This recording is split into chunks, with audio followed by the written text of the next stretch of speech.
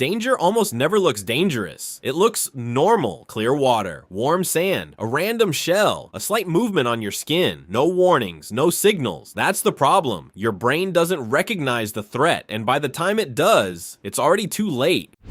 Bright blue rings on Hapalochlaena lunulata aren't decoration, they're a warning. Inside is tetrodotoxin, a neurotoxin that blocks nerve signals. The contact itself is barely noticeable, but minutes later the body starts shutting down. First weakness, then loss of muscle control, and eventually the ability to breathe. The worst part, you stay fully conscious the entire time.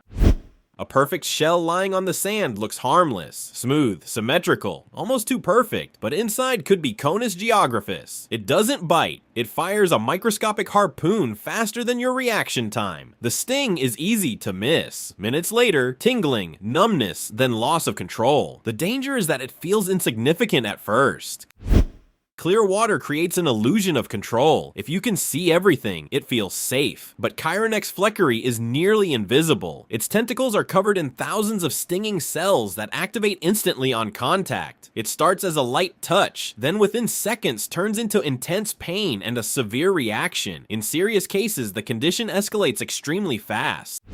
The ocean floor rarely draws attention. Rocks, sand, uneven textures. Hidden among them is Synanceia verrucosa, perfectly blending in. It doesn't move. It doesn't reveal itself. One step is enough to trigger venomous spines. The pain is immediate and overwhelming, often making movement nearly impossible. It all begins with a step that felt completely normal.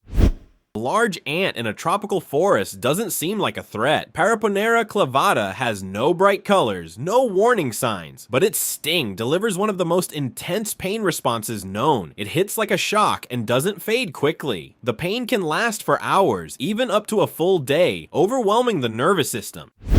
At night, there are no visual cues, no signals. That's when Triatoma infestans becomes active. The bite goes unnoticed, but it transmits parasites that affect internal organs. Symptoms appear later and don't connect back to the moment of contact, which means the real danger isn't recognized in time. A brief insect contact usually means nothing, but Dermatobia hominis works differently. Its larvae develop under the skin. At first, no pain, no reaction. Later, inflammation and a disturbing sensation beneath the surface. At that point, it's no longer just a bite. It's an ongoing process.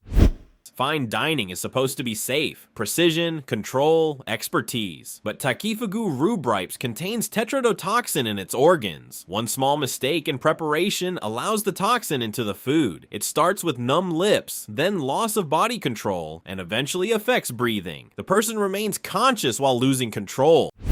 A few ants under your feet don't seem dangerous, but Solenopsis invicta acts as a colony, one signal, and the attack becomes massive. Each ant bites and injects venom. Within seconds, the number of stings becomes overwhelming, burning pain, inflammation, and a strong systemic reaction. The danger is speed and numbers. The most dangerous part isn't the poison, it's how normal everything looks. No